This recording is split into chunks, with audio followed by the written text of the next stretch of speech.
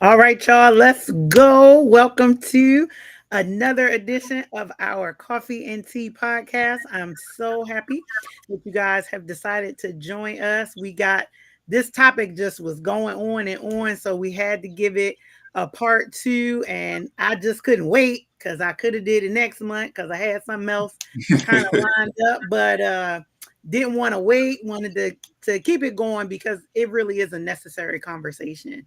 And I'm so happy to have a returning guest. And then he was here last time. He was just in the background and in the comment section, just dropping gems. So, he said he had to come full face this time. So I'll let you guys introduce yourselves. I'm so happy to have you.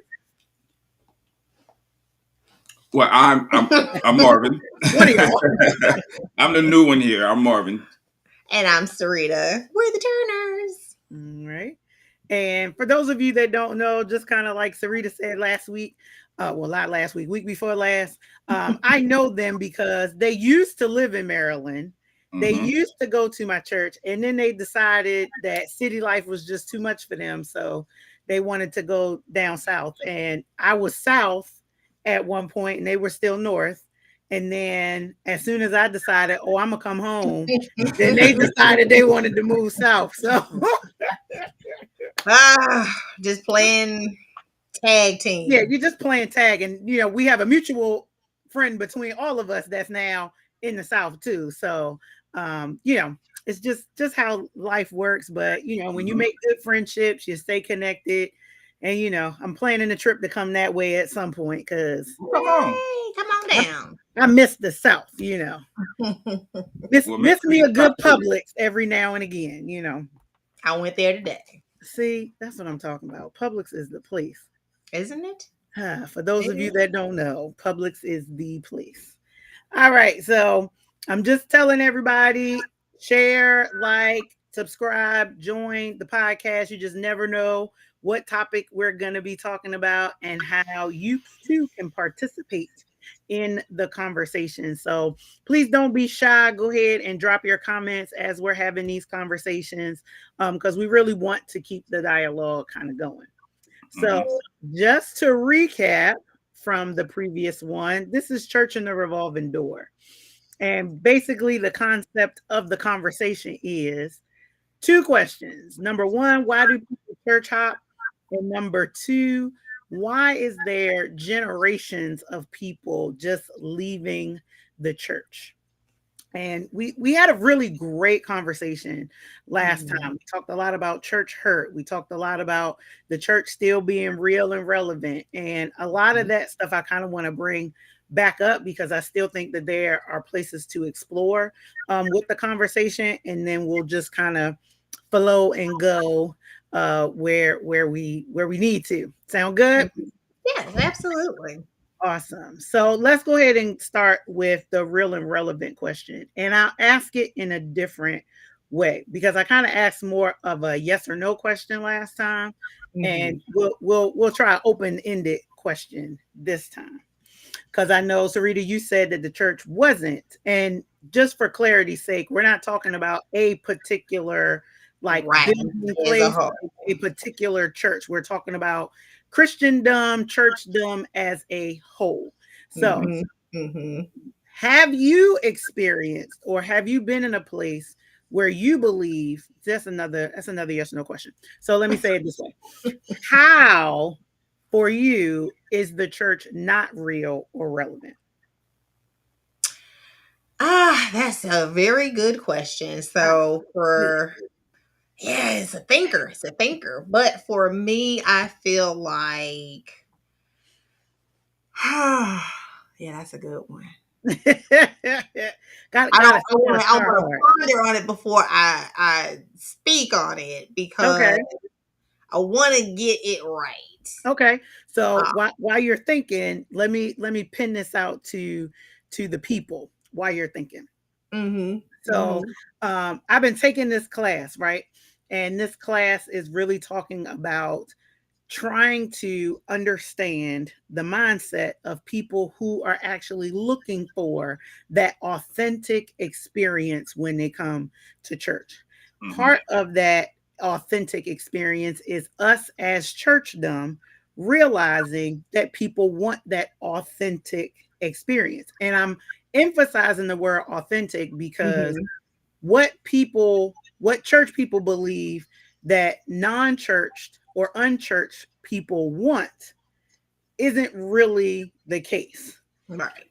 And we use a lot of church colloquialisms and big church words for people who have been saved, sanctified, filled with the Holy Ghost, been born on the pew, laid out on the pew, tent revival, all that kind of stuff. We use those types of words when we are engaging in mixed presence and mixed company and mixed audiences. And we Hmm. tend to go with one sect versus going with the group as a whole. So I Mm-hmm. feel like that real and relevant space is important because I think sometimes we miss it. Yes. And the realness and the perfect word you used was the authenticity. Are people really being authentic? Are they really truthful about how they're living their lives as actual examples? Hmm. Because just because you in a church don't mean that you are living churchly. That's uh, facts. Depending on what that also is supposed to look like, because that's skewed regardless of what church you go to. You could go to a Baptist church, it can look one way. You go to a Pentecostal church, it look a totally different way. Hmm. Hmm. So the definitions are so broad that everybody believes different things, and the way you carry yourself is looked at so differently across the entire churchdom Hmm. that it's confusing, Yeah. to say the And least, and it's yeah, exhausting to try to keep up with. I think exhausting is a really good word Yeah. because and don't get me wrong, I'm very much, and Sarita and Marvin can testify to this point, that I think I'm a very progressive person when it comes to how I want to engage people in the Mhm. church. Like Yeah. Yes. I believe in all the stuff. Like give me all the bells and whistles, whatever it is that we Mhm. need to keep people engaged. Like I'm all for that, but I'm not all for it for its sake. Like, don't give me a gimmick just for gimmick's sake. Mhm. Like the gimmick gotta make sense, and the reasoning behind why I'm using it has to be like for a purpose. Hmm. And I think we swing the pendulum so far to the left that it's all gimmicks and it's all smoke and mirrors and all that kind of stuff because Yep. we trying to be the Beyoncé's of the church world, because Okay. Beyonce got smoke and Jay-Z got fire and all that kind of stuff. We try to bring that into the church. And I'm not saying that there's anything wrong with that, as long as it's being used for a purpose and you know the purpose behind it. And you're going to do it all the time, because you can't do it once and bait and switch people. And then I don't see smoke, mirrors, and fire for like 10 years at the building that, I'm going to. But then we swing the pendulum all the way to the left, and it's I gotta wear a shirt that's like all the way buttoned up to the top of my neck, and I gotta have a skirt all the way down to my ankles, and I gotta wear them old lady church shoes, the ones with the points and the big old blocky heel, Mhm. at Don't the wear no end. stilettos. Ho ho! Don't wear no stilettos, Don't Amy. wear no stilettos. Don't have no whole lot of makeup on, and don't sit next to nobody's husband because they think you trying to steal their husband. Right. And that's the kind of stuff, like, so far to the other way, that just makes no sense, because Jesus don't even act like that. He ain't worried about that. He ain't worried about that stuff. So it just That's all man made and manly stuff. And I think that, everybody's human. Just it's okay to be a human because you are human. And Mhm. see, So I think that's what a lot of people miss, that the church, the people in the church exactly. are people in the world also. Mhm. And there should be division, but realistically, it's not. It's not. Mm-mm. Well, So, explain that, explain that piece right there, because many people who watch this are people who are church dumb, and Yes. we talk about being in the world but not of the world. And yeah. what you're saying is that people are living, we're of the world and being in the world. but I'm Yeah, saying that I'm not of the world. exactly. Meaning, if we could take out the skeletons in some of these churchgoers' closet, My God. Mhm. then they would look just like everybody else.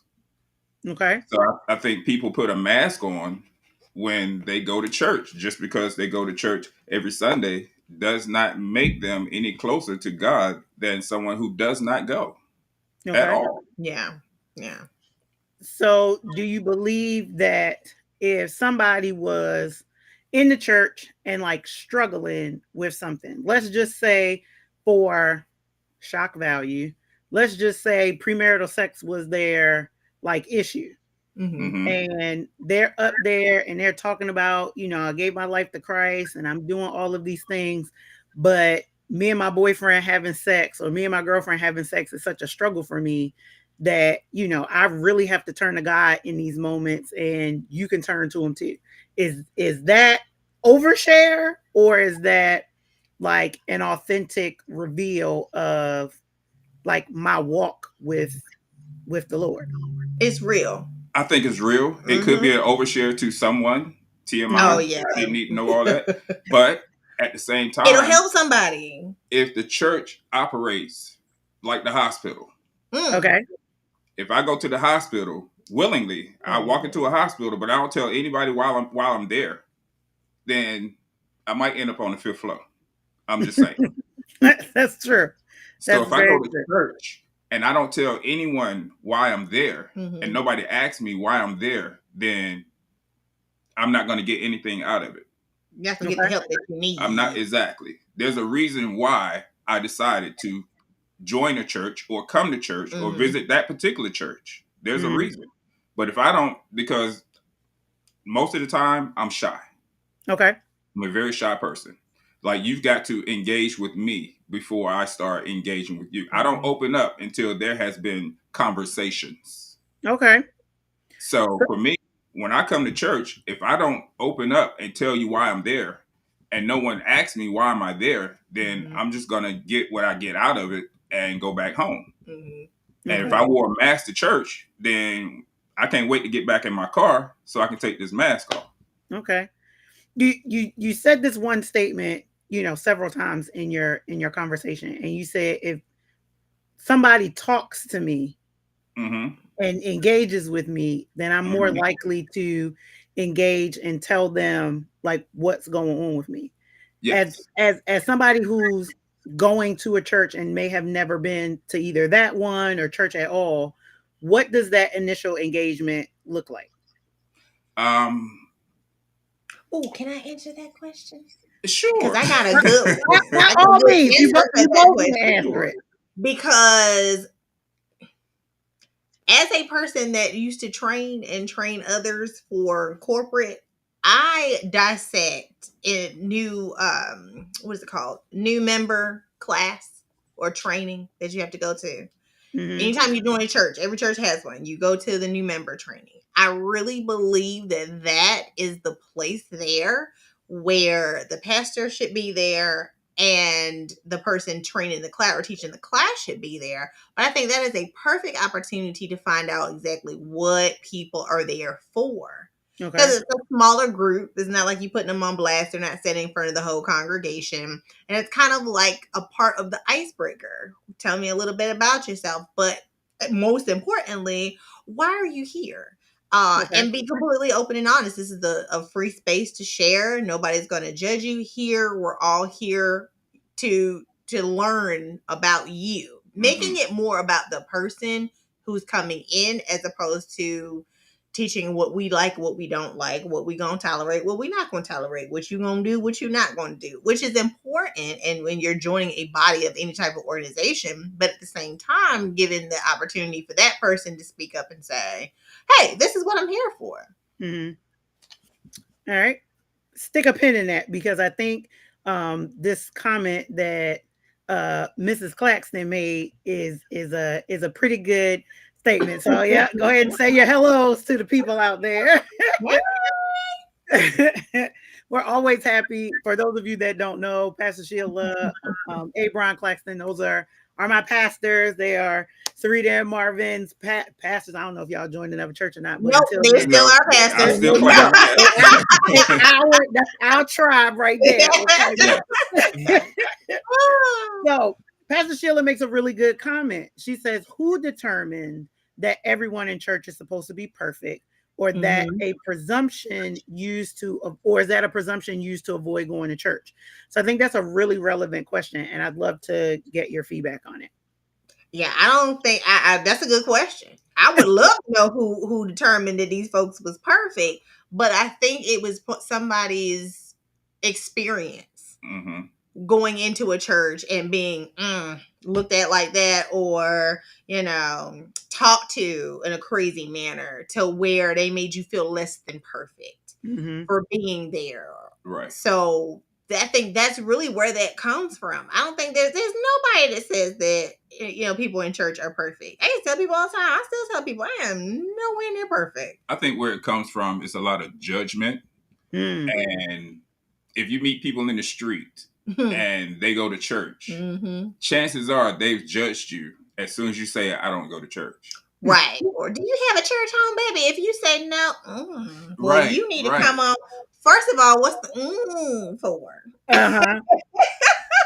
So Don't do that. Stop I, doing I think it would be easier if Christians,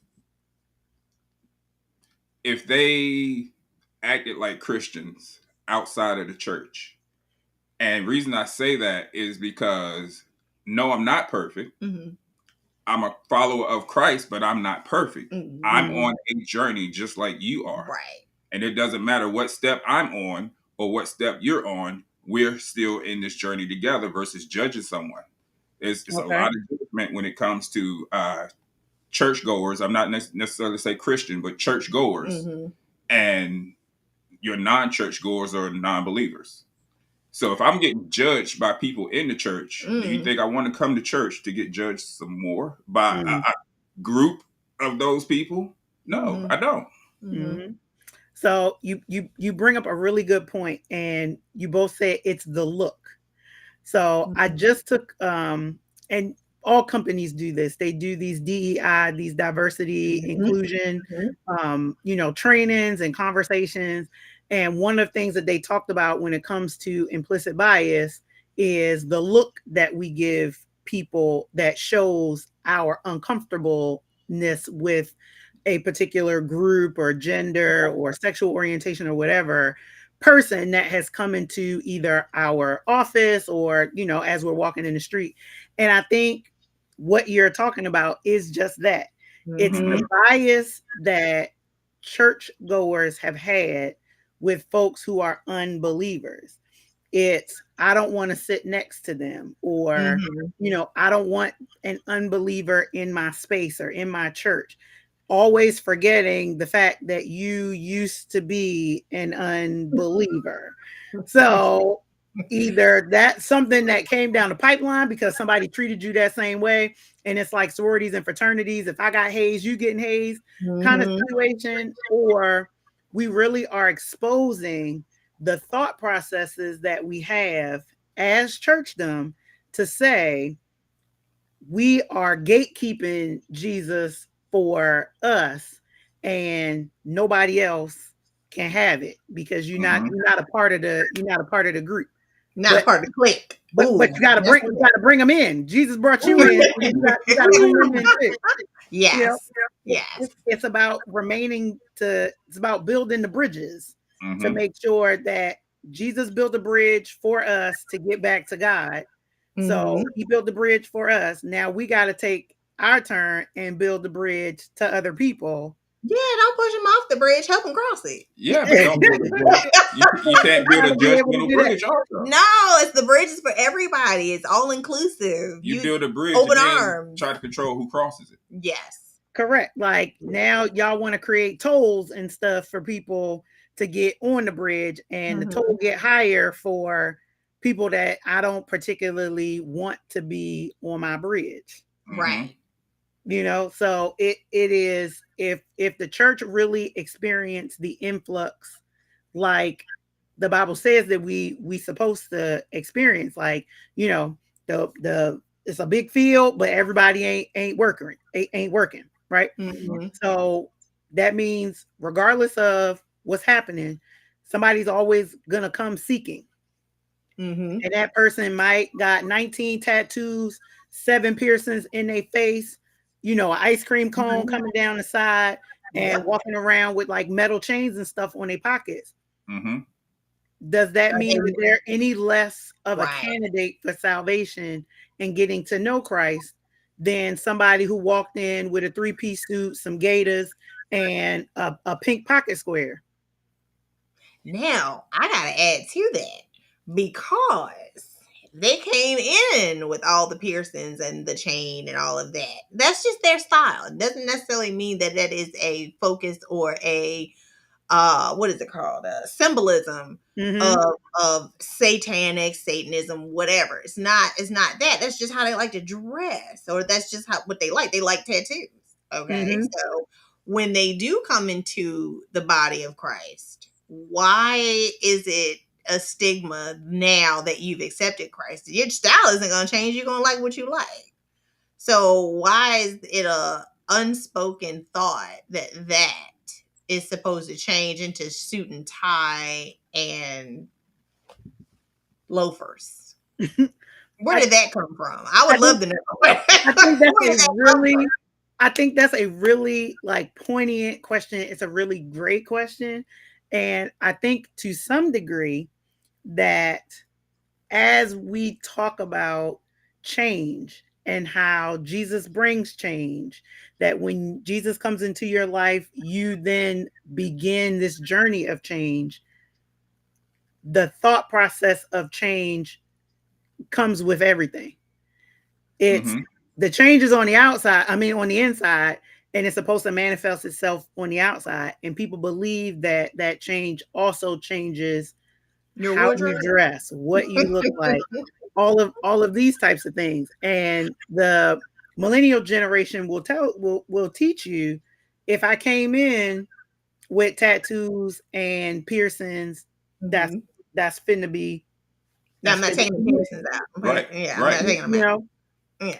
if I came in, with full face of makeup Don't and expect me to look butterfly home. lashes up to my eyebrows, No, doesn't necessarily mean that I'm fitting to take the lashes off Right. and stop wearing a full face of makeup.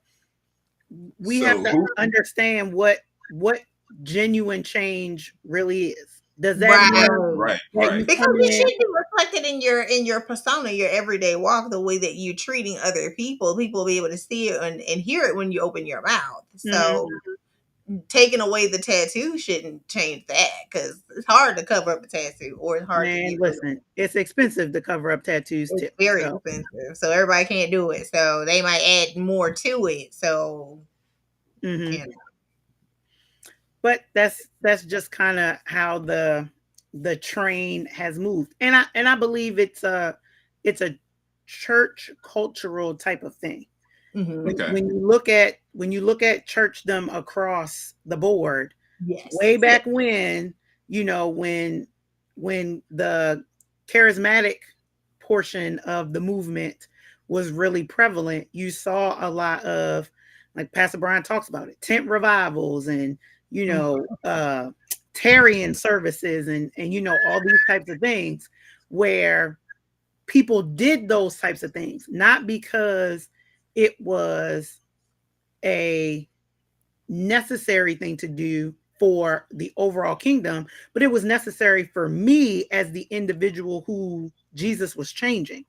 Mm-hmm. Mhm. That's what I decided to do. If I came in halter top, deep V, whatever, nipple piercings and, a mini skirt, that if I bent over wrong, you would see everything else. And I decided, because Jesus came into my life and changed my life, and I decided to wear more socially acceptable clothing. That's something that I decided to do. Yes. Thank you. Yes. You Yes. know what I'm saying? Versus, Somebody oh, killing well, you. yeah, yeah. And Well, I you think need to look like you're a Christian now. You don't look like it, baby. but again, if we adhere to a lot of the things that Jesus and those that were inspired by the Holy Spirit to write the Bible, there are Mhm. spaces where we can start those conversations. Hence, one of the reasons why I started this podcast is to cross and bridge some generations. The Yes. Bible talks about the elders, the old women teaching the young women and the old men Mhm. teaching the young men. And there's a disconnect in a lot of places for that. And a Yes. lot of that has to do with, cultural understanding, has to do with implicit biases. It has to do with opportunities to be able to do that, thought Right. processes and things like that. If some woman like Mother Suggs, is one of them type of people. When I first got to the church, I used to wear head wraps all the time. And not that there was anything wrong with it, but she pulled me to the side and started talking to me about why I wear the head wraps. And it got into a deeper conversation about what was going on with me. Mhm. And Okay. once we had that conversation and she understood, she found a way to talk to me about the purpose behind why I was wearing the head wraps. And then it got to a point where me dealing with that and allowing Christ to deal with that, then it stopped me from wearing it. Now, I do still wear them, but the reasoning behind why I do it It's is very different. different. Mhm. Okay. So she And took the time to understand the why, and that I like Right. that Right. And that because it, right, it could goes have right back. been right. It's definitely something that you needed help with, and she didn't come at you wrong. mm-hmm, So it made you want to open up and talk to her about the reason behind it, but Mm-hmm. it's all about the approach. mm-hmm. and, Definitely all about the approach. and you just never know what people know and what people don't know. Mm-hmm. Who says that I came from a household whose parents taught them how to, dress in a way that would allow people to not immediately think a certain thing about me because of Mm-hmm. how I'm dressed. You, Right. you, Mm-hmm. you know what I'm saying? So like those conversations can start with other things, just basic stuff. How many millennial guys know how to actually tie a tie? I mean, I'm just saying, like, just basic stuff, and how Yeah. those basic things can lead to other things. Maybe a lot of millennials don't wear suits because they don't know how to appropriately fit a suit to their body. Could be True. true. Very true. You know what I'm saying? The difference between single breasted and double breasted. Why would I wear a jacket and a vest? Why would I wear a jacket and suspenders? What Mm-hmm. it's just those types of thoughts that if we took the time as the previous generation to have these types of things for the next generation, you just never know what doors will open Right. to be able to True. make Absolutely. those connections and then use those connections to be able to talk about the bigger issues. Right. It just I don't know, it just makes sense to me. Oh, it definitely makes sense. It definitely makes sense because I So think the reason behind it, I think we do need to get back into teaching the young people how to take pride in their attire. And if someone takes the opportunity to teach them that, oh man, we would be walking around here looking sharp like back in the 50s. Like I was alive. I wasn't even alive in the 50s, but I'm just saying, like, you can just see the eras and the change and the pride that they took in their appearance and making sure that they were, dressed to the nines. And we don't have that anymore. So, well, based on our perception, mhm, we don't have it. Based on their they might perception, have it. that's where they are. Yeah, Mhm, you're right. It's the evolution of fashion. Fashion. mhm. So where we look, how we look, that They think they look fly in Jordans, right? And the pants sagging. yes, no, Now, no, no. now, granted, if I could wear like dunk low, like Nikes every Sunday to church and like wouldn't have no qualms about it, we be good. But you that's not necessarily the vibe. And I'm not saying like the place that I go is so stuffy that I can't do that. It's just you gotta understand the vibe. Like, can I get away with that sometimes? Absolutely. Cause I do it. Are there moments and opportunities where I gotta be just a little bit more dressed up, yeah, you just grab the vibe and you go with it. But that took time. Okay. When I Mhm. first started going, man, listen, I was like dressing up all the time, except for on you Sundays. That's the only time I didn't dress up. That's normally every church. You dress up every Sunday except for you Man, Sundays. that's People not true love because when you you people Sundays go. You can wear jeans. we tell people be comfortable on you Sundays, and what happens? They dress like it's every other Sunday. It's every other Sunday, but that's the vibe, and that's a generational thing. Like Hmm. previous It's generations were told that you got to give God your best, yeah. and their best was the clothes that they laid out the night before, or Mm-hmm. the clothes that were separate. Like you had school clothes, you had Yeah. play clothes, and you had And church church clothes, and clothes. the three did not mix. No. You know what I'm saying? So Mm-mm. in being able to understand that, you don't get bent out of shape about when we say, hey, it's gonna be denim and diamonds, and people come in, like paisley and plaid. Like I ain't mad at people because that's just the realm that they live in. Right. Right. You can't be mad at it. All right. So let me ask you this kind of on this same wavelength, like because this is such a conversation that we tend to have, and dress is really like a big one. um Traditionalism in the church, like, is it a hindrance or is it a help?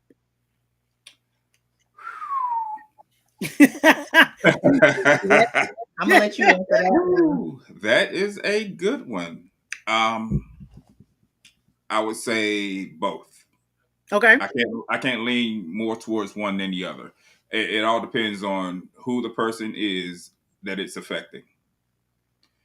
If someone genuinely wants to be there Mm-hmm. and don't have the fashion, are they gonna come anyway? Mm-hmm. Or are they gonna just stay home and catch service online because There ain't no dress code at my house. right, it's a dress code at church. Well, coming from my background, and I'm just gonna take it to school, let's say middle school, high school, I did not have the liberties to dress like my peers. Okay. And I Mm-hmm. felt out of place, but I had to go anyway. So I Mm-hmm. had to show up with what I had. Yep. So being teased, being ridiculed, made it more uncomfortable for me to be there. So if I bring that into my adulthood and now I'm faced with it in the church, no, I'm not going. Mm-hmm. Okay. Here's one for you, Marvin, from the other half of the group. So, so when we talk about traditionalism, what exactly are we referring to? I thought that was for you. Oh, for me, as far Oh, as tradition, I thought it was It's for Kristen. it's for the group. It's for the group. It's for the group. traditionalism, I think tradition is just what's been passed down. Yeah. Yeah. It's from generation to this is how we did it. This is how we taught you to do it. So this is how you grew up doing it. Mm-hmm. Now you're teaching your kids to do it. Mm-hmm. Same thing as to why people put up Christmas trees Yeah. every year and put the stockings out and do the whole decoration. It's tradition. Mm-hmm. Mm-hmm. But you have the ability to start your own tradition. And it might not look like someone else's, but that doesn't make it right or wrong. Right. Yeah. I agree with that because tradition can get mundane from time to time. So I understand why there's rules and regulations and why certain places have traditional values. There's nothing wrong with having them, but reassessing those from time to time, especially if you haven't reassessed them since 1974, it's about time to reassess those to see exactly how they can be tweaked to a now time frame. Okay. Is there an example that you can give in your space of being at different churches in your lifetime of a traditional practice? Not Not necessarily. one specific one. I wouldn't say.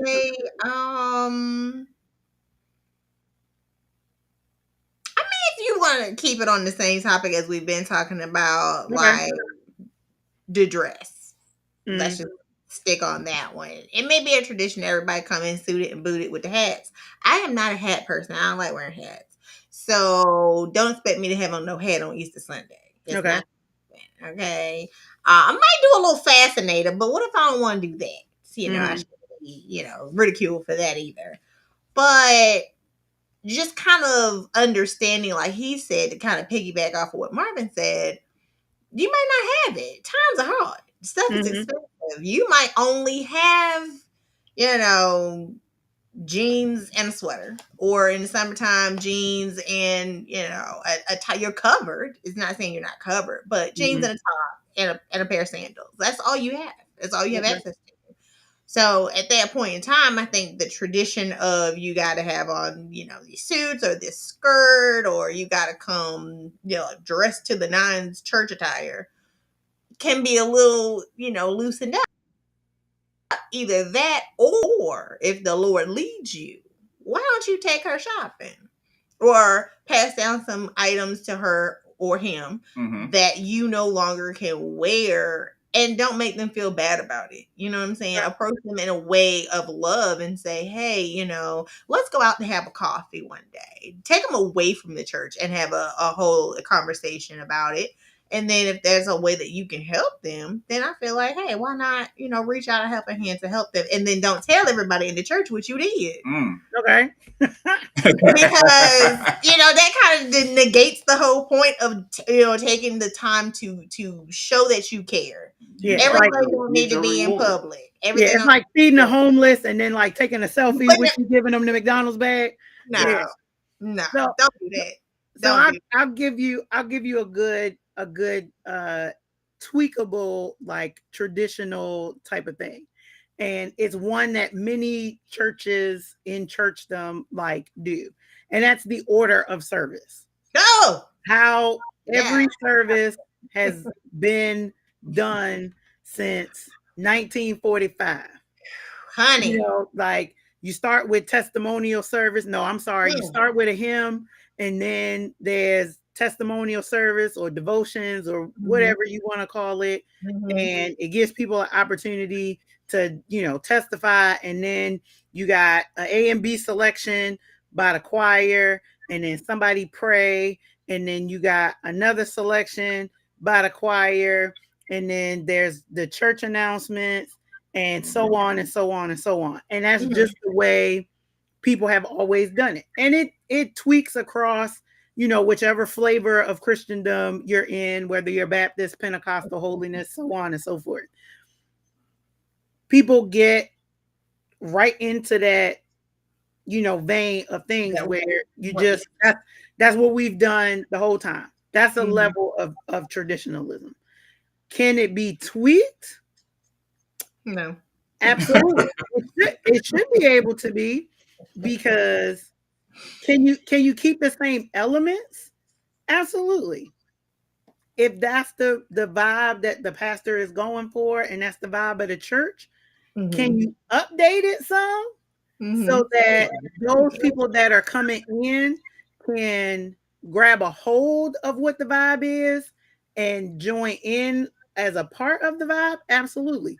Maybe instead of doing testimonials like right there, maybe you incorporate some digital things mhm, and have those testimonies done on a video screen, mhm, or maybe you sprinkle them in throughout the service versus having them all at the beginning. Things like that can breathe some life into the service, as well as attract and hold some people who come in, because it might be something that they've never seen or experienced before.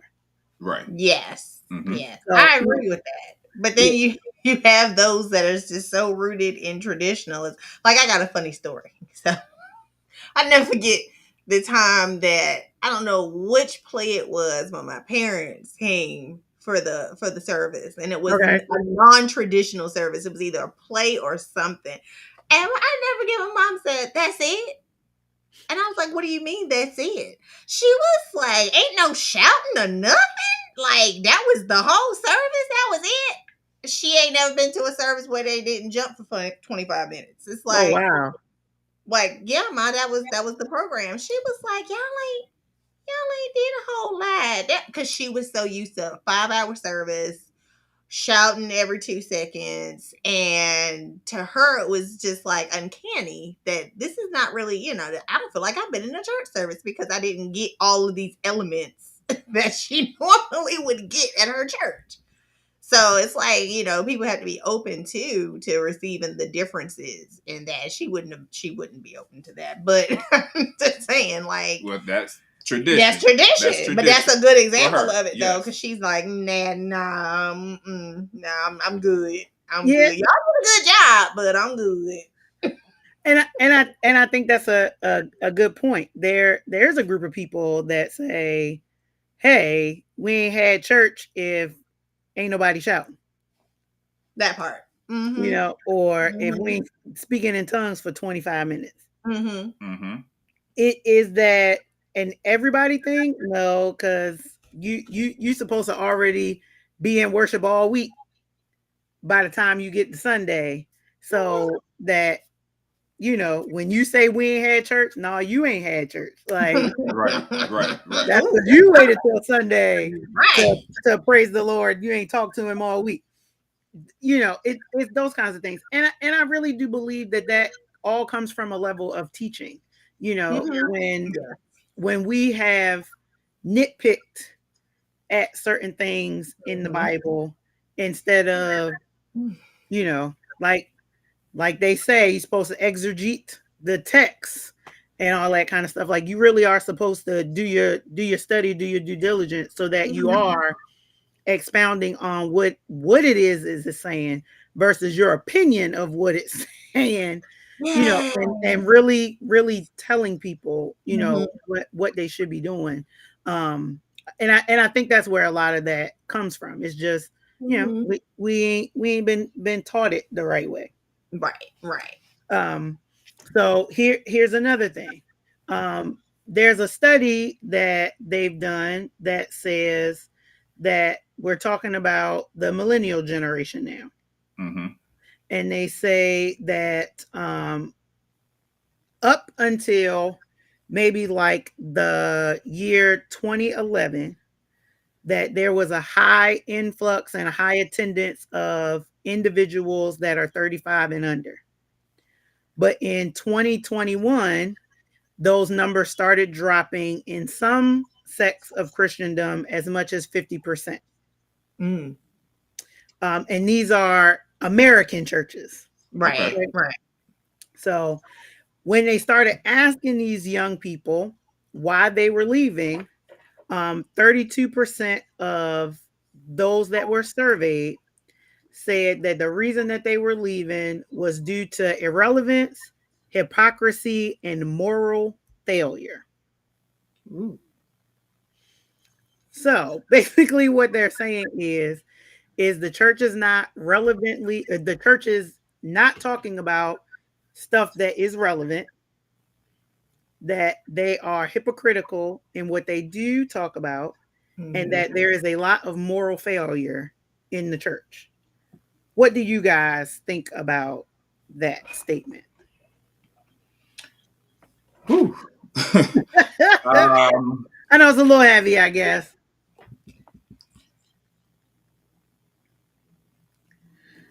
So I have to basically, ask the question: mhm. was there anyone in the church that could relate to the millennials coming to church? The reason why they felt it was irrelevant, Right. Now meaning, I can't say because the survey just right, talks about, right, right, right, right, right. Mm-hmm. But everybody that's don't just a know. question to Mm-hmm. pose. Yeah. Yeah. And if nobody's reaching me, just putting myself in their shoes, Mm-hmm. if Mm-hmm. nobody's reaching me where I'm at, then what's the point? If I'm coming in and like I said before, if I don't tell someone why I'm here, Right. Mhm. and no one relates to me or comes to me and asks me, well, why are you here? Then I'm going to sit there and I'm not getting anything out of it. So chances are I'm going right back to doing what I was doing. Or if I get there and I'm offended because I don't fit in, and instead Mm-hmm. of embracing me where I am, I was ostracized, then I'm not coming back. Yeah, that's true. I think people are more bold now than they have been in the past, to where if it's not serving me, let me Mm. speak millennial language, it's not serving me anymore, why am I going to continue to put time into it? Mm-hmm. Now, when you say serving me, like you got, I know that's millennial language. Yeah, that's millennial language. What That's the only one I know. Don't break ask me. break that down for people who don't speak millennial? So like the Gen Xers and the baby boomers. Like you like I don't speak millennial either. I know. I mean, I've heard it before, but basically, like it's the same thing he said. It's the same thing he said. If they don't find the relevance, if they can't apply it to their life, they can't really understand what you're trying to say, or it's confusing, and you're really just talking, but you're not necessarily giving them what they need, kind of Mm, dancing around it, all but you're not really talking about how. It's always good to say, okay, why it says it in the Bible, but okay, so now how do I do this? How do I live my life like this? okay. And I think that the relevance portion of it is like, man, that's one. The hypocrisy is a big thing. Mm-hmm. That one I think trumps the relevancy, because you Mm-hmm. can ask questions, you can study, you can get books. There's different things to help you understand the word. Mm, However, the hypocrisy piece I feel like is probably should have been first ahead of anything else, mm, because that comes back to the whole church hurt thing of being judged, feeling less than, feeling like, okay, this person is coming here with 4 kids and 3 baby daddies and looked at crazy, but Sister mm. Hughes over here got the same thing going on, but ain't nobody talking about that. She's highly favored and flavored. So it's like, why am I getting treated like this? But she didn't do the same thing. Like, why is her sin and my sin the same sin? But my sin is greater than her sin because, Because I'm 22 and she's 54. she might be part of a clique. That She that too. That Now, too. But and I, I'm just and I saying, like, that's a big one. yeah, and I think that goes back to Pastor Sheila's question about who determines like people in church are supposed to be perfect. I think when we can come off of that Mm-hmm. stereotype, Mm-hmm. when if I'm coming to church or if I'm already here, it makes me no better than the person that comes in from the street or comes in from maybe another church or comes in because they heard the music and they thought the music was great. Mm-hmm. All of those types of things. Then we can start to pull down some of the thoughts of hypocrisy, because I yes. think hypocrisy Mm-hmm. is a word that people throw around because it offends church people. Um, Mm-hmm.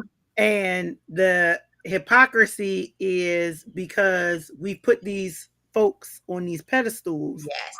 and we Talk Yes. about believe it. that Mm-hmm. they are better than we are because they got minister, elder, usher, pastor, apostle, bishop in front of their name, and we take out the humanity of the person Yes. and Yeah. believe that because they have this title they can't make a mistake, or they Yeah. don't have their own struggles or shortcomings or stumbling blocks that Right. they have to endure and deal with on their walk. And as soon as one of those things becomes visible, then because I've thought this about this person, Mm-hmm. now the church is hypocritical. Well, I look at it like this: nobody wants to be judged. Nope.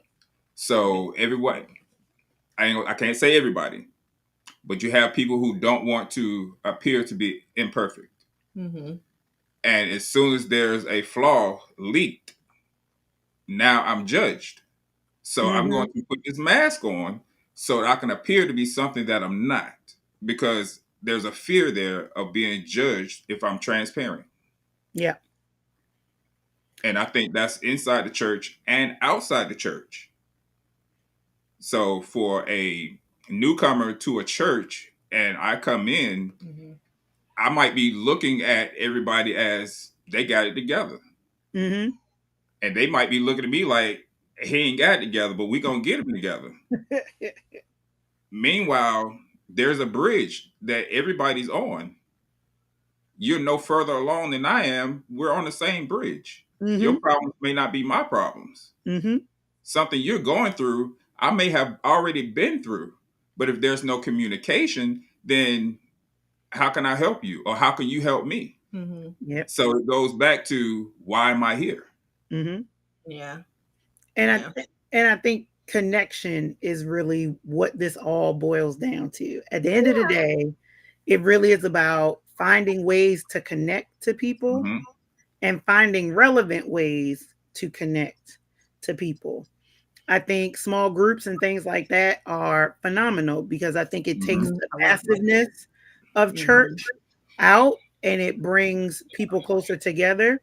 Hmm. I do believe that small groups have to be careful because the small groups have to talk about issues and things that span the broad circle of all those involved versus just a small sect of people.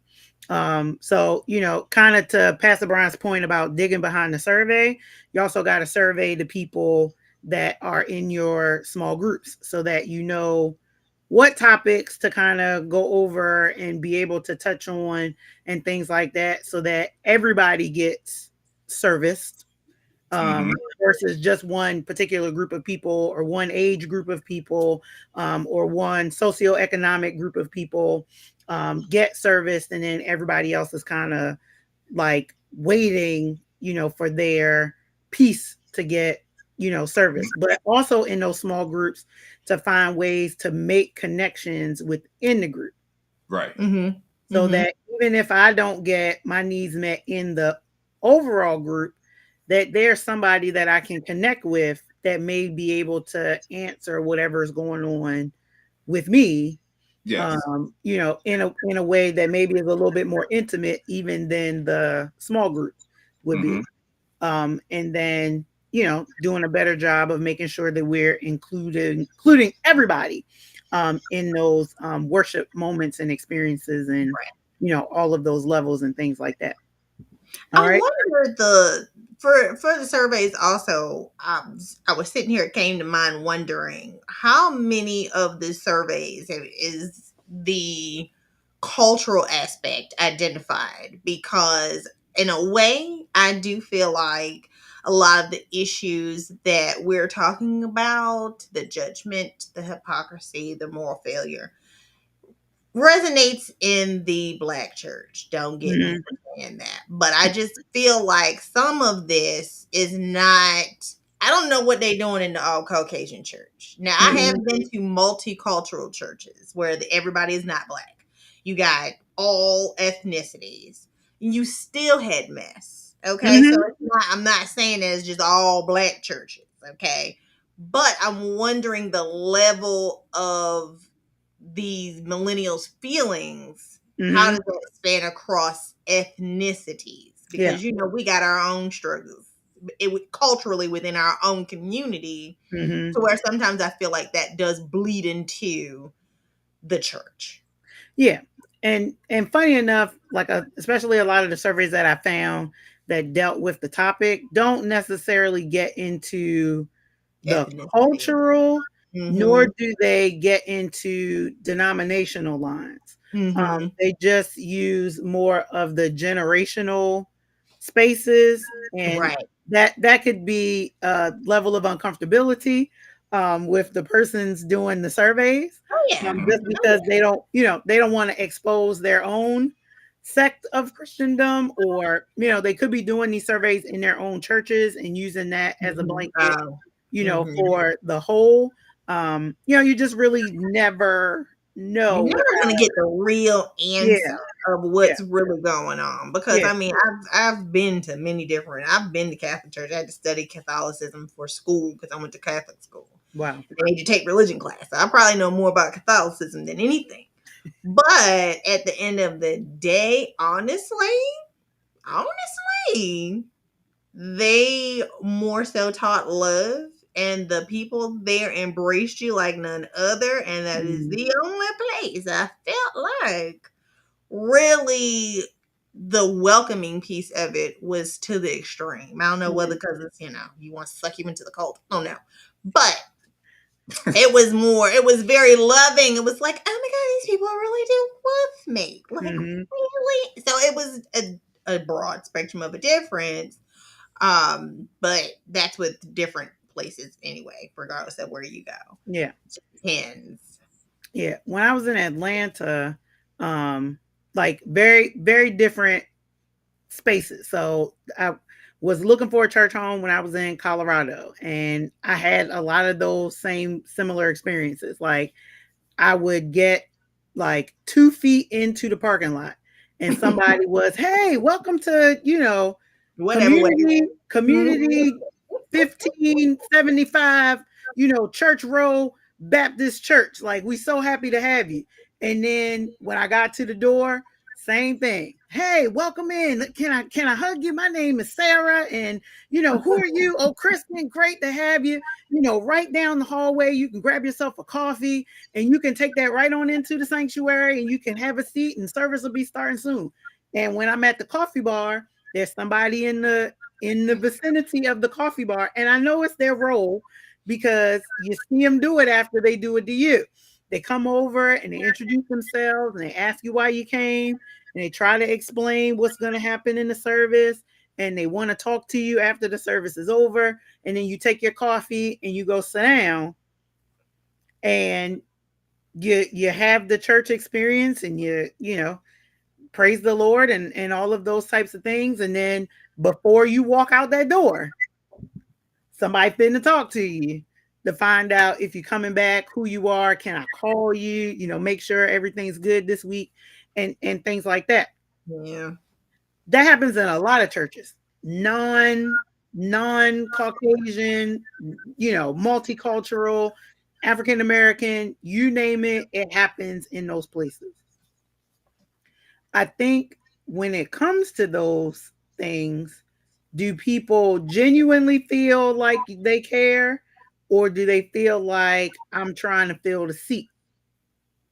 Right. There's a happy medium because that just overwhelmed me as you were saying it because that's too much interaction. That's too much interaction for me personally. Personally, I don't people very often, so that would be a turn off for me. Mm-hmm. I'd be like, I don't want to come here tomorrow. But Because for it's too scripted. uh-huh. Scripted.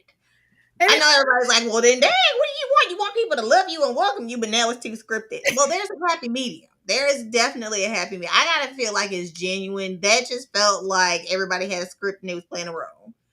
Yeah, yeah, it goes back to authenticity. Yeah, yeah, it definitely goes back to authenticity. I need to feel like, you want me here, but, you're not going to smother me, yeah. overly smother me. Because And then it, I'm going to look at you like, what you want? You just want my tithes and offerings? What you want? hilarious.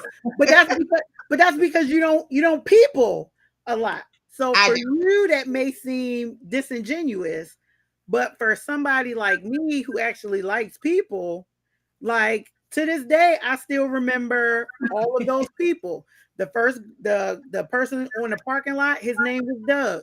The person at the door, her real name was really Sarah. The person who was at the coffee bar, his name was Jonathan with a TH, because that's how he introduced himself. When I was leaving the church, it wasn't Jonathan, not the yeah. I don't know how else you spell Jonathan, but Right. I think that was his gimmick. Like, hey, my name is Jonathan with a TH. Like, okay, great. I didn't know there was any other way to spell it. When I left the church, when I was leaving and coming back out, throw my cup in the trash, there was a lady named Valerie who was the person who ended up connecting with me. I was telling her that I had just moved to Denver. I was looking for, a church home. I wasn't sure if this was going to be the place. And she was like, well, great. It was great that you came out to visit. We hope that, you got something, for being here. We hope that God talked to you while you were here. Here's what happens, during the week. Come on out, be a part of it. Is it okay if I call you, on Wednesday just to see how you're doing? Nothing else. Mm-hmm. And when she called me, that's really what she talked about. She didn't ask me if I was coming back to the church. She didn't ask me, how I felt about what happened at the church, what I thought of the service. She told me she's going to call me to find out how I was. That's what she called me for. I like that. You I know? like that. She stuck to what she was doing. Now that was authentic. Yeah. So for somebody like me, that is a genuine like experience. But for you, that's too much people in. And I think that that's part of the A lot. issue that we have with like this whole revolving door Mm-hmm. situation. It is my personal preference is I want to feel like y'all are authentic, but give me my personal space. Mm-hmm. Yes. For your Yeah. feet. You know what I'm Mm-hmm. saying? But the Yeah. next person that walks in the door is give me all the people. I want all the people. Give me names, give me addresses, give me phone numbers, give me your Facebook information because I'm gonna Mm-hmm. talk you and I'm gonna meme you and I'm gonna reel you and all that other kind of stuff. Because that's what they're searching for. Mm-hmm. Mm-hmm. And again, that's where this pendulum thing comes in. Yeah. Sometimes we swing it so far to the left that we're peopling everybody. Mm-hmm. And the people who don't like peopling end up leaving. And then when you swing the pendulum the other way and we don't people to people, then the people who want the peopling end up leaving because they're not being peopled enough. Mm-hmm.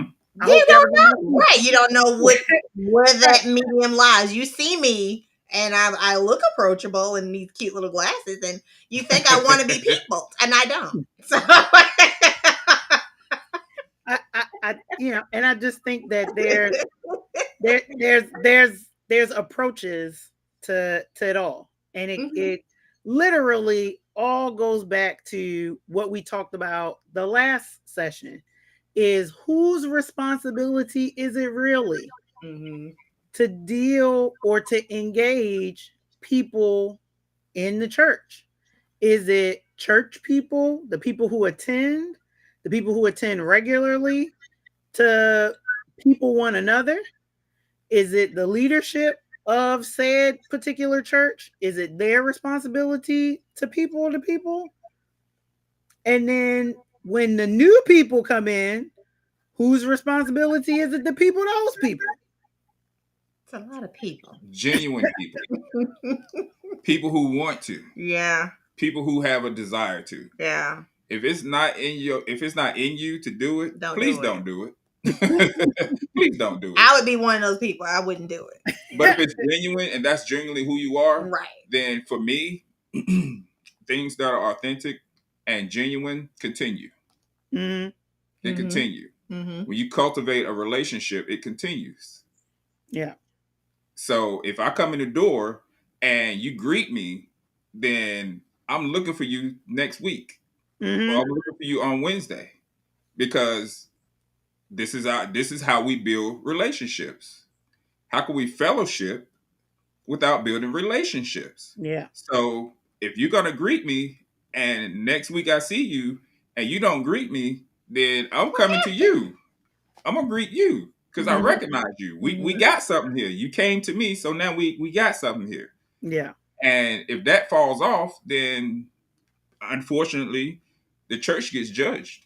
Or they weren't as, and everybody has bad days, but they were kind of like standoffish the second time, and you're like, well, which one is it? Which one is the real you at Hmm. that Hmm. point in time? Like, Hmm. is the peopling person the real you, and you just having a bad day? Because hey, everybody's entitled to have a bad day. Everybody's entitled to have an off day. Hmm. But if I go the third time and you're still not peopling me, or I'm not encountering the same love or personality, I'm gonna start looking at you sideways like she wasn't real.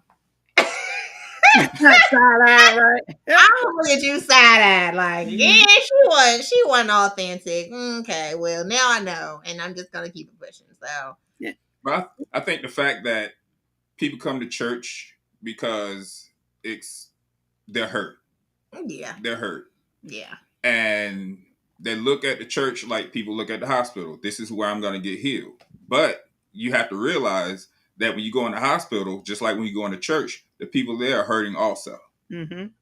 So there's no pedestal. No. I think the people coming in have a job just like the people who are already there. Mm-hmm. So I can't say it's the church's responsibility or the new people coming in's responsibility. It's everybody's responsibility. Mm-hmm. I agree. Because at this point in time, anybody can drop the ball. Yeah. Okay. I think there's a wonderful word in the school of medicine that it's used frequently, and it is the word practice. Mm-hmm. I think when you go to a hospital, you go to a doctor's office, that everybody that's working there is involved in a level of practice. Mm-hmm. Mm-hmm. So, because I am still practicing, I may not get it right all the time. Has a Yeah. doctor ever given a misdiagnosis? Yes. Absolutely. Has someone come in and thought that they paid a bill and then didn't pay the bill? Absolutely. It is Mm-hmm. all a form of practice. So Mm-hmm. when it comes to this revolving door of church, I think people have to come in with the knowledge to say, these people are just like me. I am practicing this thing called life, and I'm trying to figure out the best medicine for me to be able to get through life. Because the Yes. Mm-hmm. medicine that I'm taking right now is Ain't not work. working. Can we put that as a sign on the front door so the people come in know? Mm. That's what's Good happening. luck on that. Good luck on But, that. but it takes the people who are already there to be able to engage the people that are coming in that don't know that in a way that helps them to see that. Right.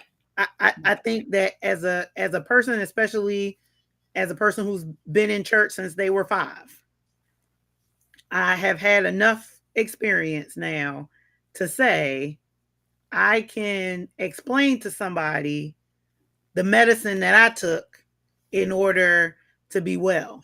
Mm-hmm. Does it mean that I'm not going to be well next time you see me? No, because there are viruses and Mm-hmm. bacteria and all that kind of stuff that I engage in every single day. And Mm-hmm. sometimes, because of the medicine that I'm taking every day, I can thwart off the bacteria and the viruses because there's a medicine that I'm prescribed every day. Okay. That's my relationship with Jesus Christ. That's Yeah. the new mercies that God gives me every single morning to combat what it is that I'm dealing with that particular day. That's Mm-hmm. my praise and worship. That's my reading of the Bible. It's all the medicine that I'm supposed to be taking every single day. Mm-hmm. Because I'm taking that medicine every day, my practice of engaging people who don't know that becomes more of a real thing because there's a real place that I'm coming from with Mm-hmm. that, right? So when the people who don't know come in, they see, okay, well, this person is giving me or telling me that what I need, the medicine I need is right in here, which then in turn can open them up to the big pill that we all got to swallow, that comes from the man or woman of God, because God's telling us something from a corporate standpoint Mm-hmm. that is going to be the pill that we all get to take, for that. So there comes the level of authenticity that you guys were talking about, because that's all coming from a real place. And I can say, hey, you know what? I was really upset the other day because somebody cut me off on 695 Mm. and had the nerve to look back like I'm supposed to just let them get through, and I'm the one for following the fact that you can't merge to the left on a solid yellow line. Mm-hmm. But because of the medicine that I'm taking, here's how I handled the situation. Yeah. from a conversation standpoint. Right. That's for y'all. I just wanted y'all to It see the is. comment for y'all while I was talking. Thank you, Pastor Brian. And I appreciate your authenticity. Yes. I appreciate Very you much being so. genuine. We haven't seen you in a while, but you still reach out to us. I definitely Yes. appreciate that. Yes. You're a real one. Keep doing That's what my you're doing, buddy. Yes, That's yes. my Keep pastor. doing what you're doing. Y'all still the best church. This side of it. Yes. Those of y'all that are not in Baltimore, y'all, it's we're not being biased. Well, maybe we are just a little We bit, are. We but We are. are. We are. everybody's biased about their own church. So, it's a now I'm probably gonna say this wrong, and mom and dad will correct me for it. I'm gonna say it like I remember it. It's a crazy frog that won't croak about his own pond. Like, you know, got it. See, Marvin get it. Marvin get it. You Yeah, I got it. didn't get that, but it's That's okay. okay. You'll I get it thought on you the heard tail it. end. He'll tell me later. He'll fill me in. He'll fill me in. Sometimes it takes You'll me get a it on longer the time to get it than other times. It's okay. It's okay. look. Pastor Brian and Pastor Sheila, they'll type it in the comments so that I can say it right. But they know what I said. Marvin know what I said, and other Yeah, people I know what I got it. said. I I ain't got say it. it right, but you get the picture. Um, but I think this is a conversation that I think will never have an end, because I Right. think it's always going to be a dig a little deeper kind of a Mhm. conversation. Right. And I think there have to be people who really want to find solutions and find ways of engaging what we would call a seeker Mm-hmm. in trying to find out what it is that they're looking for. We Mhm. know ultimately, even if they can't articulate it, we know that they're looking for God, because they're trying to fill whatever void, whatever hole, Right. whatever thing that they feel like the world not giving them, that is a Christ-sized hole. And they're looking for God in godly people. Correct.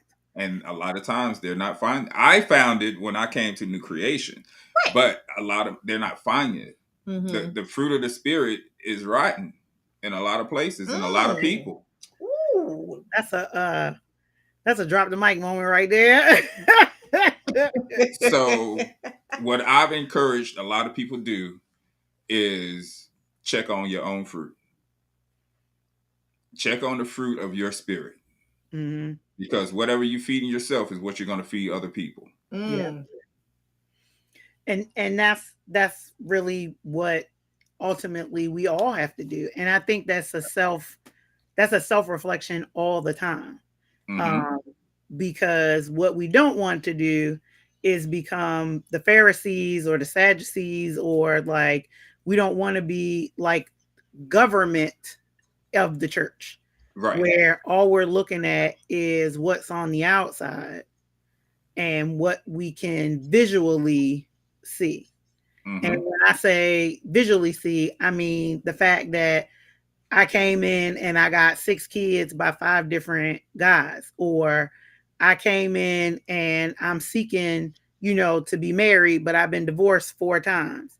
Um, Mm-hmm. like, I used to gamble, and I still got issues with money, and I'm about to get evicted. Like, not necessarily looking at people for the situations that they may be in, but looking at people coming in and seeking what it is that can fix whatever's going on with them, and taking it from that standpoint.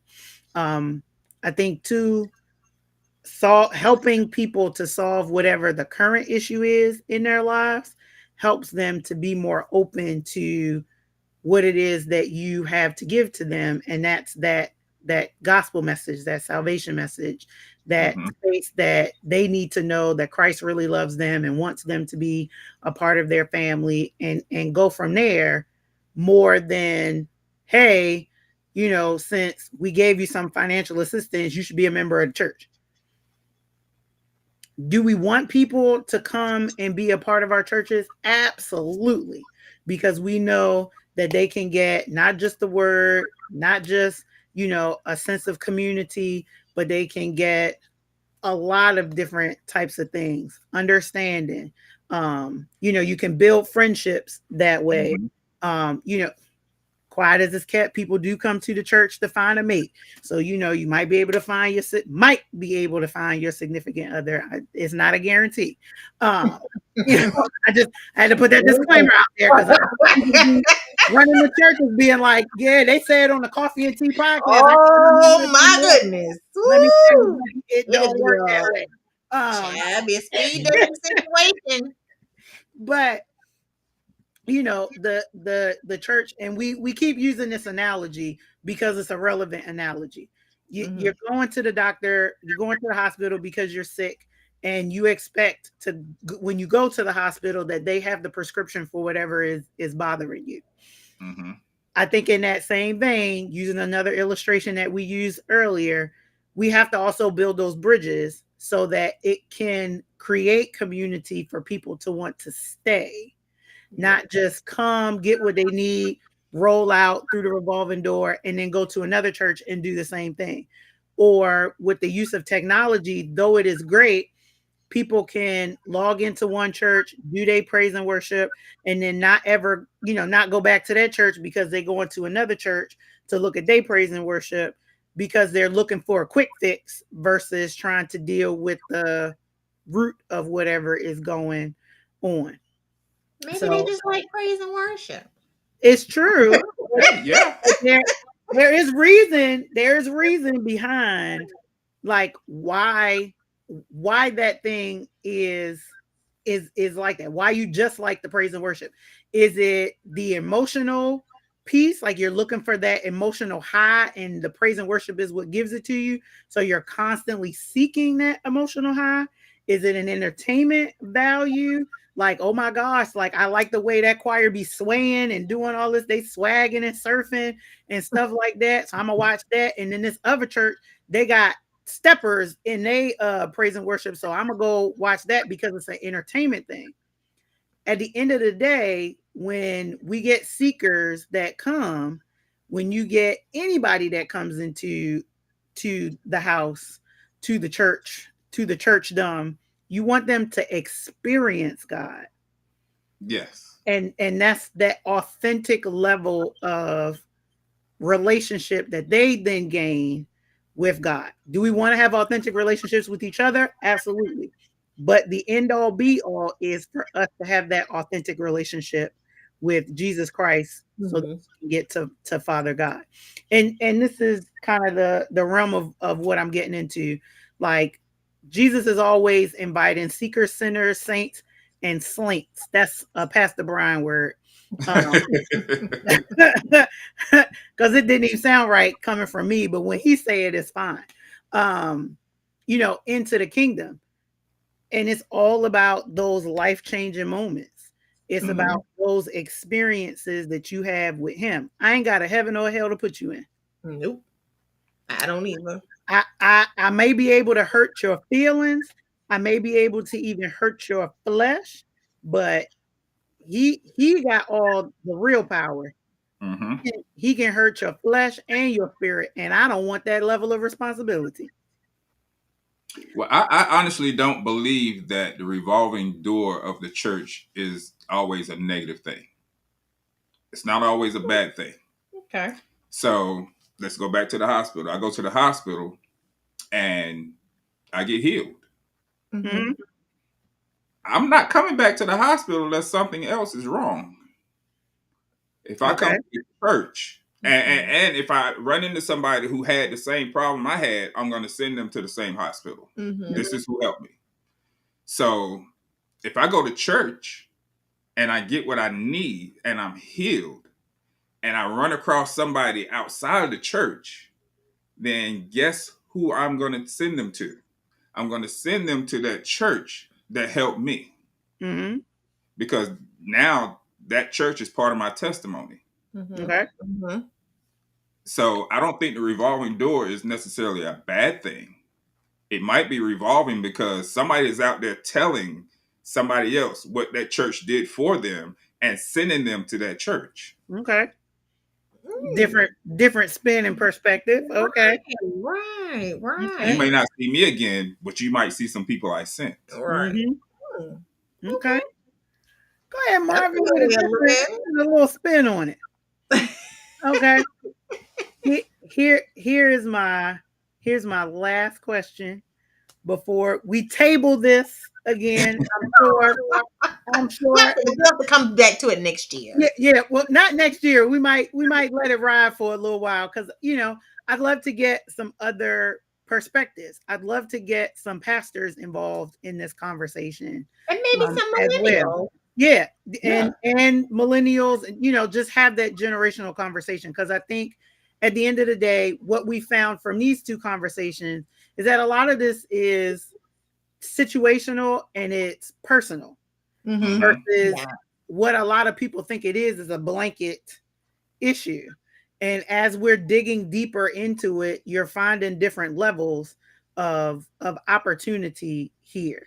And Mm-hmm. I think the way that things become more obvious, and I think the way that things tend to shift one way or the other is by really having meaningful conversations. And I Mm-hmm. Yeah. think Right. that's Mm. what we're having. We're having meaningful conversations about what we should be doing as the church, and how what we've been doing sometimes has had an effect on people from generation to generation, Mm-hmm. and how that may continue to affect us in the future. So, again, not that I ever thought that this would be one conversation, but having other perspectives involved in it too, I think would be a good place as well. So, my last question is about social media when it comes to church. Mm. I made a statement about people church hopping social media wise. Mm-hmm. Do you guys believe that social media is making a greater impact on people deciding how they church, or is a detriment to what churchdom is trying to do? I think it's just like I think it's just like in the dating world. Mm. Social media opens up so many different avenues. So if I don't like this service, then I can go over here and follow this pastor, and I ain't got to leave my seat and tiptoe out and go to another Mm. church. I can just scroll. So it makes it easier. If someone says something to offend me, I don't have to let anybody know I was offended. I just don't have to come back. Mm. Okay. So you get, I think it's like speed dating. For church. So you find that home church online faster than visiting different churches in your city. Right. And the Okay. church you find online may not even be in your city. That's very true. True. That is true. Yeah. I was I looking at it from a different perspective of social media. I think people put too much stuff on social media, and I think that poor TikTok. TikTok is faster than the news nowadays. And Man, if listen. anything happens in a church and it's controversial, trust and believe on Monday morning as I'm scrolling through the streets of TikTok, I'm gonna find it and it's gonna be on my For You page. And I'm gonna be like, man, what in the world? Like it gets highlighted very quickly. Yeah, when you talked about the pouring the syrup on the Bible, that same night I went to TikTok and I found about You found it? seven or eight like little snippets I of it. must have And it missed that went one. deep. You Like missed it. there was You whipped will find cream it. and everything, like on that whole Bible situation. And Yeah. I was like, once I found the full sermon, like I understood it. It still wouldn't have been nothing that I did. But I understood where this particular He was trying individual to go. was trying to go. Hmm. Um, yeah.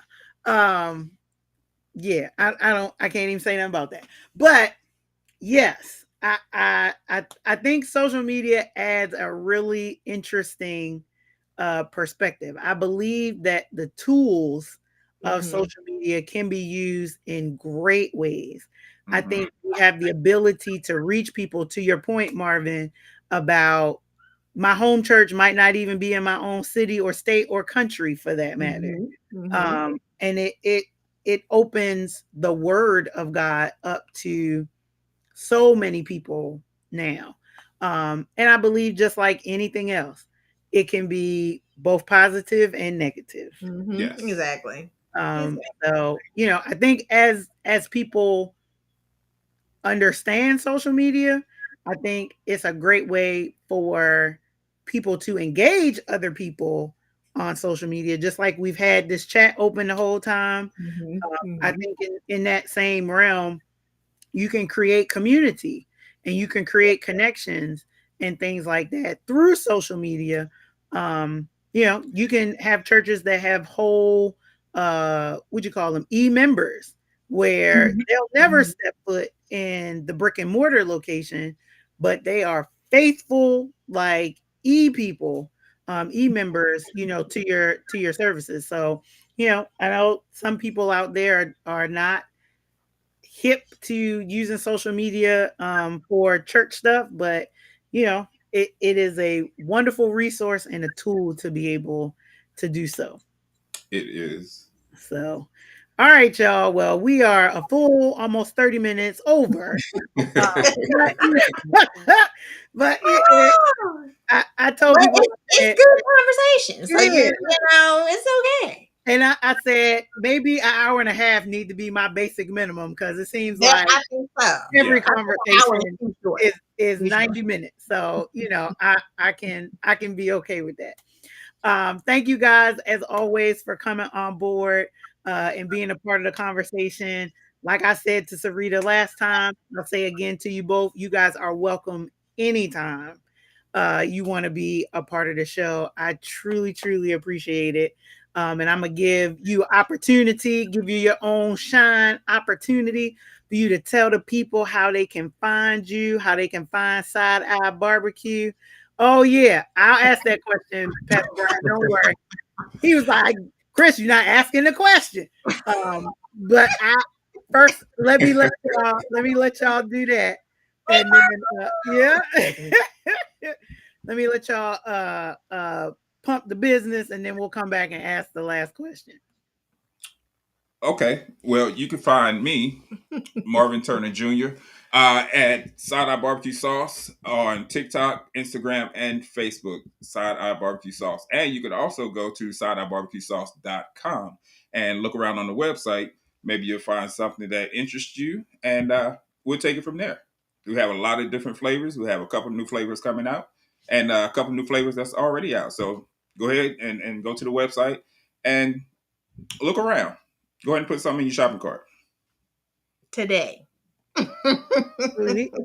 And then I also want to promote my friend Sarita. She has a really interesting experience that she has been posting on her TikTok that I think is very prevalent to a lot of Mm, things that we do when it involves really getting to know the people that we engage with and do yeah. business with, and how Mhm. we have to be vigilant about how people try to scam us. So Mhm. y'all got to follow her on her TikTok page and watch all these videos because Mhm. she's taking you through this really interesting experience that she had. And again, social media is a wonderful tool to be able to get out. Hey, there's our resident uh Mama! Hey, prophet Mama! extraordinaire, the evangelist herself. Since he asked the question, I'm just going to let him ask the question.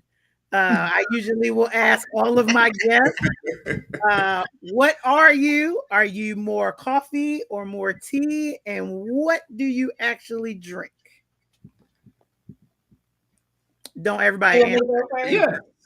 I'll answer the question, but my TikTok handle is Mrs. Side Eye Barbecue. So just in case you need to know. For me, it is iced coffee. Gotta have it every single morning. I've switched it up over the years. So I do a Dunkin' coffee pod with 1 tablespoon of mushroom coffee, 2 stevias, some caramel, a chocolate protein shake because you got to get that protein in. And then I now put cold foam on top. So it's either Snickers flavored cold foam or a peppermint mocha cold foam. Snickers cold foam. Yeah. Yes. I can't. Just a little something, something extra on top. And that's every morning. That's my go-to. That's what I drink. These I'm coffee people, man. I'm I more can't. coffee. Love it. I'm Okay. more coffee. So we switched to everyday dose mushroom coffee. Mm-hmm. Okay. And I'm simple. You don't know that based on all these different flavors of barbecue sauce, Facts, but because I was getting ready to Wow. say you couldn't have told me you was shy, and you couldn't have told me that you was simple, because Oh, he's that's very not the you I know. yes, that is me. I don't know how I do it, but yeah, that's me. But no, I'm simple. Just a simple cup of coffee, a little creamer, couple of packs of Truvia, and I'm good. Okay. Huh. I done found out y'all are part of this little coffee tribe. We are, And but I think we're a little bit of both because I drink tea every day before I drink the coffee. okay. So, all actuality, we're a little bit of both. We have just as much tea in the house as we do coffee. So, Okay. yeah. Start your day with a cup, end your day with a cup, and I have my coffee more so in the morning because I got to function. I got to be nice. If I'm going to people, I need coffee in order to people because Look, y'all started talking you about don't want people with me without any without coffee. the coffee. Look, I ain't never Y'all heard would. Marla talk Don't want about no people. mushroom coffee. Mushroom coffee is good. It's It's really very good. good. Okay. Very good. Maybe, You'll notice a small change in taste, but not enough to say I don't want this. You know what it tastes like? International Delight. It does. Mm-hmm. if it's not International Delight creamer, I don't want it. Um, mm-mm. I'm not. That's I'm why I not have a. to have the coffee pod because it doesn't have enough caffeine for me, even though it's like, oh, it's natural caffeine. No, no, no, sweetie. I need it all. I need all the caffeine I can get. So I drink the mushroom coffee for the health benefits. But honey, I need me a actual Dunkin' pod with all of the caffeine. Yes. Okay, Yes. all the caffeine. Yes. Oh Lord, have mercy. Well, that's a whole nother discussion, because Oh, I I'm can't addicted at this point. This I point, can't don't try to take no coffee away from me. It's not I going to can't end do well. it. I It's not going can't to end do it. well. It just it's not gonna happen. So again, our guests out there, our folks that have been a part of the conversation, thank you guys so much. I can't say it enough. Please make sure that you share, like, be a part of the coffee and tea community. We'll be coming back with another show in 2 weeks. I'm not gonna tell y'all who the guests are. I Not had me. to I had to put I had to push their show back a little bit, but they was out of town anyway, so it all just kind of worked out. But this was a more prevalent topic that I really think needed to be discussed. So I appreciate y'all out there who always support all the endeavors that I do when it comes to these conversations and things. Like I keep saying, this is a brand new experience for me because I'm very accustomed to talking to myself when I'm online. So having other people to talk to is great, actually.